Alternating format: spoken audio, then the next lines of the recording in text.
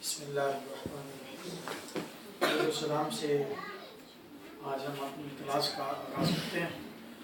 اللہم صلی علی سیدنا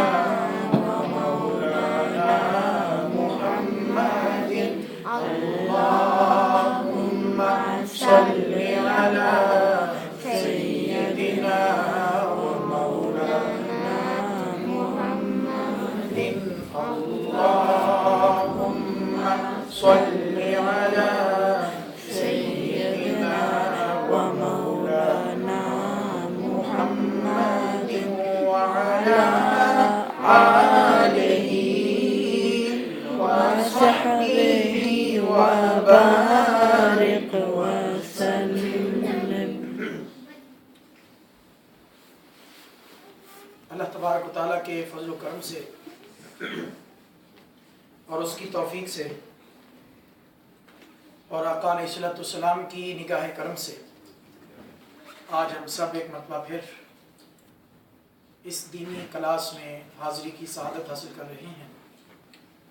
یقیناً یہ خوشی کی بات ہے کہ اللہ تعالیٰ نے ہم سب پر فضل فرمایا اور کرم فرمایا اور ہمیں توفیق بخشی اس دینی مجلس میں اور اس دینی کلاس میں آنے کی۔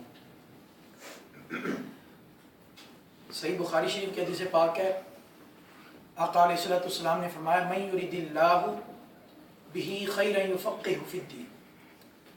فرمایا کہ اللہ تعالیٰ جس بندے کے ساتھ بھلائی کرنے کا ارادہ فرما لیتا ہے اور جس بندے کو اپنی خیر عطا کرنے کا ارادہ فرما لیتا ہے، اللہ تعالیٰ اسے دین میں سمجھ بوجھ عطا کرنے کا موقع عطا فرما دیتا ہے۔ یقیناً میں سمجھتا ہوں کہ یہ دین میں سمجھ بوجھ حاصل کرنے کا، دین سیکھنے کا، قرآن سیکھنے کا اور نماز سیکھنے کا یہ موقع کا مل جانا اس بات کی دلیل ہے کہ اللہ تعالیٰ نے ہم سب کے ساتھ بھلائی کرنے کا ارادہ فرما لیا ہے اور ہم سب کو اپنی خیر سے نوازنے کا ارادہ فرما لیا ہے۔ اب ہمیں چاہیے کہ رب نے تو ارادہ فرما لیا ہے، ہم اس خیر کو، بھلائی کے لیے اپنے آپ کو ہمیشہ تیار رکھیں اور اس میں استقامت اختیار کریں۔ ہار جیت ہوتی رہتی ہے، ابھی تھوڑی دیر پہلے آپ نے ایک ہار دیکھی، ہاں جی، لیکن آپ لوگ جیت گئے ہیں۔ وہ کس طرح جیت گئے ہیں؟ کیونکہ قرآن پاک نے کہا قد افلح من تزکا، جس نے نیکی کی کوشش کی، تزکیہ نفس کی کوشش کی، نفس کو پاک کرنے کی کوشش کی، اپنی بھلائی کے لیے کوشش کی، تو اللہ تعالیٰ اس کی کامیابی کا ذکر قرآن پاک میں فرما رہا ہے۔ تو اس لیے یقیناً اس ہار کے باوجود یہ جیت کا مظاہرہ ہم کر رہے ہیں، کیونکہ اس جیت کا ذکر اللہ تعالیٰ قرآن مجید میں ارشاد فرما رہا ہے 30ویں پارہ میں قد افلح من تزکا۔ ہمیں جس نے بھی تزکیہ نفس کی کوشش کی، جس نے بھی دین کو سیکھا اور اپنی اصلاح کی، تو اللہ تعالیٰ فرما رہا ہے اسے کوئی ناکام نہ سمجھے، اسے کوئی ہارنے والا نہ سمجھے، وہ جیت گیا، وہ کامیاب ہو گیا۔ بہرکیف ہم اپنی کلاس کا آغاز کرتے ہیں اللہ تعالیٰ سے یہ دعا کرتے ہوئے کہ باری تعالیٰ یہ جو تو نے جذبہ عطا فرمایا ہے کلاس میں، اس دینی کلاس میں آنے کا اور دین کو سیکھنے کا، اس کو مرتے دم تک یوں ہی صحیح اور سلامت رکھو۔ پچھلی کلاس میں ہم نے ادائیگی کے حوالے سے کافی ساری چیزیں سیکھی، جس میں الف سے لے کر یا تک کل 29 حروف میں سے ہم نے یہ سیکھا کہ ان میں 7 حروف ایسے ہیں جو ہمیشہ ہر حال میں موٹی آواز کے ساتھ پر کر کے پڑھے جاتے ہیں، اور پھر 3 حروف ایسے ہیں جو کبھی موٹی آواز کے ساتھ پڑھے جاتے ہیں اور کبھی باریک آواز سے پڑھے جاتے ہیں، اور باقی 19 حروف جو ہمیشہ ہر حال میں باریک پڑھے جاتے ہیں۔ اس کو مزید آگے جا کے میں دہراتا ہوں۔ آج چونکہ ہمیشہ یہ ہوتا ہے کہ ہم پہلے قرآن پاک کا سبق پڑھتے ہیں، قرات کا، تجوید کا، ادائیگی کا سبق پڑھتے ہیں اور بعد میں نماز کا، تو وہ ادائیگی والا سبق زیادہ پڑھا جاتا ہے اور نماز والا کم پڑھا جاتا ہے۔ آج ہم سبق پہلے نماز کا پڑھیں گے تو ادائیگی والے سبق کو ہم آگے مؤخر کر رہے ہیں، کیونکہ اس کا سبق ہم نے کافی پڑھ لیا ہے، تو نماز کا سبق آج ہم شروع کرتے ہیں۔ نماز کے حوالے سے یاد رکھیں، حدیث پاک ہے، آقا علیہ الصلوۃ والسلام نے فرمایا اول ما یحاسب بہ العبد الصلاۃ، قیامت کے دن جو حساب و کتاب ہوگا وہ دو طرح کا ہوگا. ایک حساب و کتاب حقوق اللہ سے متعلق ہوگا اور ایک حساب و کتاب حقوق العباد کے متعلق ہوگا. ایک یعنی حساب رب کے جو حق ہے اس کے بارے میں ہوگا اور ایک حساب جو بندے کے حق ہیں اس کے بارے میں ہوگا. یہ اللہ تعالیٰ نے بندوں پر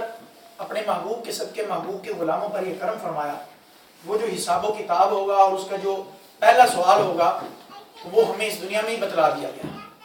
اور کہہ دیا گیا کہ یہ سوال ہے, یہی پکا سوال ہے, یہ کوئی گیس نہیں ہے. عام طور پر یہ ہوتا ہے کہ کوئی امتحان ہو تو ہم اساتذہ سے یا ماہرین تعلیم سے ہم گیس لگواتے ہیں. گیس میں یہ گنجائش ہوتی ہے ہو سکتا آ بھی جائے, ہو سکتا نہ بھی آئے,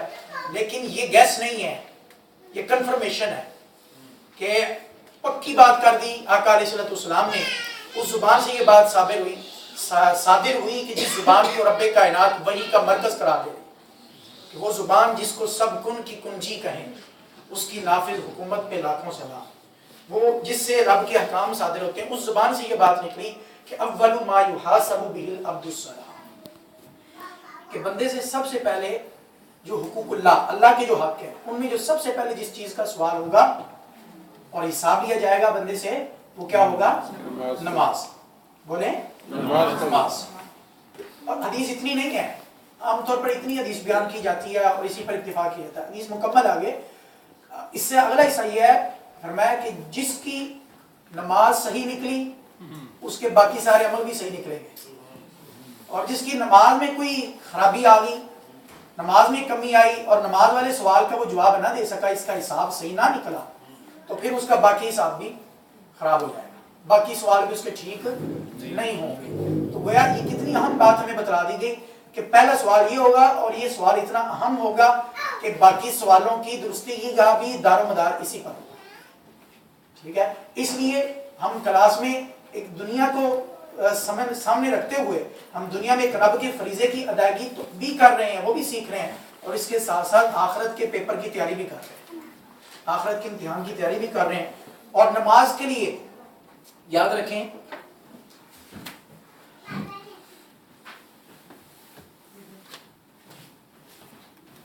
ہم نے وضو کا سبق شروع کیا تھا,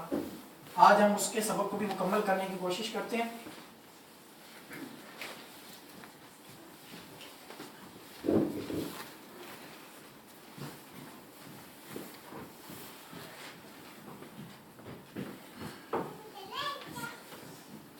صلی اللہ علیہ وسلم نے ارشاد فرمایا الطہارۃ مفتاح الصلاۃ والصلاۃ مفتاح الجنہ. فرمایا وضو طہارت جو ہے یہ نماز کی چابی ہے اور نماز جنت کی چابی ہے. الطہارۃ مفتاح الصلاۃ. ٹھیک ہے, میں لکھ دیتا ہوں تاکہ یہ مبارک لفظ آپ اس کی زیارت بھی کریں ان لفظوں کی. الطہارۃ مفتاح الصلاۃ.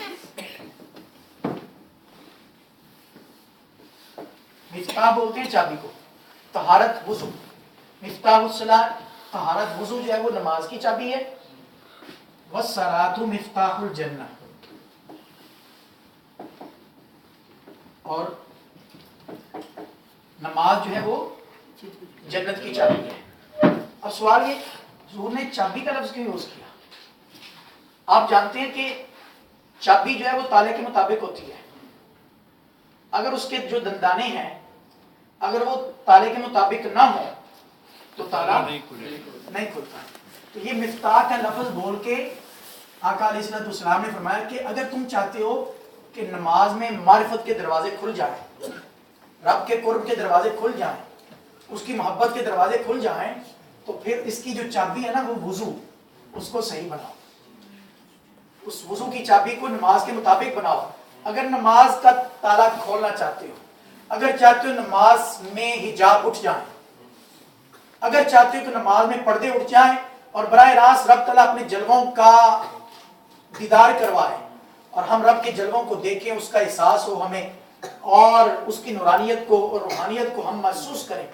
اور روحانی لذت اور کیفیات کو ہم پائیں نماز میں, اس کے لیے یہ ہے کہ الطہارۃ مفتاح الصلاۃ, کہ جو نماز کی تیاری ہے وہ اچھی کریں. اس لیے قرآن نے بھی کہا سورۃ الاعراف میں 8ویں پارہ میں خذوا زینتکم عند کل مسجد, قرآن نے کہا کہ جب رب کی بارگاہ میں جاؤ تو ایسے نہ آ جاؤ یہ کیا سلیپنگ ڈریس ہے تو اسی میں اٹھ کے جلدی سے دیکھا نماز کا ٹائم ہے تو نماز پڑھ لی، ٹھیک ہے، نماز اگر اچھی ہو جائے گی، پاک لباس ہو تو نماز ہو جاتی ہے، لیکن قرآن یہ کہتا ہے کہ رب کی بارگاہ میں جانا، سوچو تو صحیح کس کی بارگاہ میں جا رہے ہو؟ احکم الحاکمین کی بارگاہ میں جا رہے ہو، جو ساری کائنات کا خالق ہے، مالک ہے اور رازق مطلق ذات ہے، ٹھیک ہے، اس کی بارگاہ میں جا رہے ہو تو خذو زینتکم، ایسے نہیں چلے جانا سج دھج کر جاؤ۔ قرآن کہہ رہا ہے خذو زینتکم، اچھا لباس، عمدہ لباس، اچھے کپڑے پہن کر جاؤ، خذو زینتکم عند کل مسجد، جب رب کی بارگاہ میں جانا۔ تو اس لیے وضو اور اچھی طرح صفائی، طہارت اور پاکیزگی کے ساتھ جو ہے رب کی بارگاہ میں حاضر ہو، اس لیے وضو یہ ایک انتہائی اہم ہے۔ جتنا وضو اچھا ہوگا اتنی نماز اچھی ہوگی، جتنی وضو میں توجہ ہوگی اتنا نماز میں توجہ بحال ہوگی۔ اس والے سے پہلے نماز کو صحیح کرنے کے لیے وضو کا صحیح ہونا ضروری ہے۔ نماز کو صحیح کرنے کے لیے نماز کو صحیح سیکھنا ہے، اس میں صحیح برکات حاصل کرنی ہے، تو ہم پہلے وضو کو صحیح طریقے سے سیکھیں، اور پھر جب نماز صحیح سیکھ لیں گے تو سمجھ لیں جنت کی چابی ہمیں خود بخود مل جائے گی، جب چاہیں جنت کو کھولیں اور جنت میں داخل ہو۔ ٹھیک ہے، اس لیے قیامت کے دن دیکھیں جو حضرات اس دنیا میں نماز نہیں پڑھتے، اللہ کی پاک بارگاہ میں اپنی جبین نیاز کو نہیں جھکاتے، قیامت کے دن اور اس کے لیے سزائیں تو ہوں گی۔ مثال کے طور پر قرآن نے کہا کہ جنتی جب جنت میں چلے جائیں گے، دوزخی دوزخ میں چلے جائیں گے، تو جنتی جنت میں رہتے ہوئے دوزخیوں سے پوچھیں گے فی جناتی یتساءلون، یہ قرآن کے لفظ ہے، عن المجرمین ما سلککم فی سقر، جنتی دوزخیوں سے، جہنمیوں سے پوچھیں گے کہ ما سلککم فی سقر، تمہیں کس چیز نے دوزخ میں ڈالا؟ تو وہ اپنے گناہوں کا ذکر کریں گے، تو سب سے پہلے جس گناہ کا اور نافرمانی کا ذکر کریں گے وہ کہیں گے قالوا لم نک من المصلین، ہم دنیا میں رہ کے نماز نہیں پڑھتے تھے اس لیے آج دوزخ کی آگ میں جل رہے ہیں۔ اللہ کی عبادت کے لیے بلایا جاتا تھا، 5 وقت اللہ اکبر کی صدا بلند ہوتی تھی، حی علی الصلاۃ رب کی دعوت پیش کی جاتی تھی، آؤ اللہ کی عبادت کے لیے، بندگی کے لیے، اور ساتھ ہمیں یہ بتایا جاتا تھا کہ یہ حی علی الصلاۃ در حقیقت حی علی الفلاح ہے، یعنی نماز کی طرف آنا ہی حقیقت میں فلاح کی طرف آنا ہے، کامیابی کی طرف آنا ہے۔ نماز کی طرف نہ آنا یہ ناکامی ہے، یہ نامرادی ہے، اور نماز کی طرف آنا یہی در حقیقت کامیابی ہے۔ اس لیے مؤذن، وہ آواز مؤذن کی ہوتی ہے لیکن دعوت رب کی ہوتی ہے، آواز مؤذن کی ہوتی ہے لیکن دعوت کس کی ہوتی ہے؟ رب کی ہوتی ہے۔ قرآن خود کہہ رہا ہے واللہ یدعو الی دار السلام، اللہ تمہیں بلا رہا ہے سلامتی کی طرف، اللہ بلا رہا ہے سلامتی کی طرف، تو وہ مؤذن ساتھ یہ کہتے تھے حی علی الصلاۃ، آؤ اللہ کی عبادت کی طرف، اور یہ تم اللہ کی عبادت کی طرف جو آؤ گے یہ در حقیقت حی علی الفلاح، یہ تمہارا فلاح کی طرف آنا ہے، کامیابی کی طرف آنا ہے۔ تو گویا فلاح والے وہ ہیں، کامیابی والے وہ ہیں جو اس صدائے جبریل پر اور اس نغمہ جبریل کو سنتے ہوئے، ترانہ جبریل کو سنتے ہوئے فوراً لبیک کہتے ہوئے ان کے قدم اللہ کی بارگاہ کی طرف اٹھ پڑتے ہیں، تو گویا ان کے قدم کامیابی کی طرف اٹھ پڑتے ہیں اور کامرانی کی طرف اٹھ پڑتے ہیں۔ تو اس والے سے تو وضو جو ہے یہ انتہائی اہم، تو میں کہہ رہا تھا نماز کی سزا کے حوالے سے بات ہو رہی تھی کہ اس کے لیے اور سزائیں تو ہوں گی، لیکن قیامت کے دن جو سب سے بڑی سزا مجھے جو فیل ہوئی جو قرآن پاک میں لکھی وہ یہ ہوگی کہ اللہ تعالیٰ یوم یکشف عن ساق، قرآن کے لفظ ایک پنڈلی ظاہر کی جائے گی، وہ پنڈلی کیا ہوگی؟ پنڈلی کا لفظ قرآن نے بول دیا لیکن در حقیقت وہ رب تعالیٰ کی قدرت ہوگی، رب تعالیٰ کی قدرت کا ظہور ہوگا، اس کے نور کے ظہور ہوگا، اور قیامت کے دن وَيُدْعَوْنَ إِلَى السُّجُودِ، یہ قرآن کے لفظ ہے۔ یہ مجھے سب سے زیادہ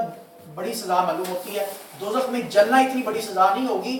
آگ میں جلنا اتنی بڑی سزا نہیں ہوگی جتنی بڑی یہ سزا ہوگی کہ قیامت کے دن رب کے نور کا ظہور ہوگا، رب کے جلال کا ظہور ہوگا، اور ساری انسانیت کو کہا جائے گا آؤ سجدہ کرو، وَيُدْعَوْنَ إِلَى السُّجُودِ،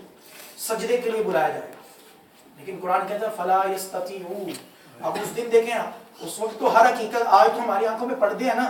آج تو میں موت بھی بے حقیقت نظر آتی ہے، قبر کی زندگی بھی بے حقیقت نظر آتی ہے، یعنی ایمان کی کمزوری ہے کہ بعض اوقات ذہن ایسا سوچتا ہے کہ پتہ نہیں یہ ایسے باتیں ہی ہیں کہ قبر میں فرشتے آئیں گے،